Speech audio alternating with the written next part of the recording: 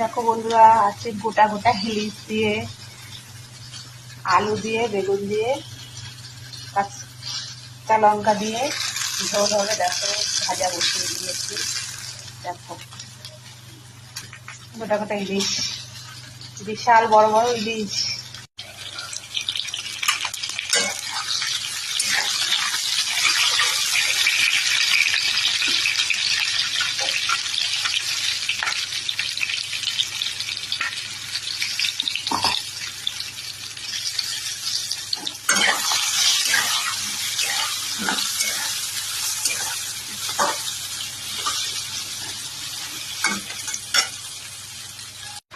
Finally আমার তরকারিটা হয়ে, দেখো তরকারিটা নামানোর পরে কত সুন্দর লাগছে দেখতে, খেতেও টেস্ট হয়েছে, খুব সুন্দর হয়েছে।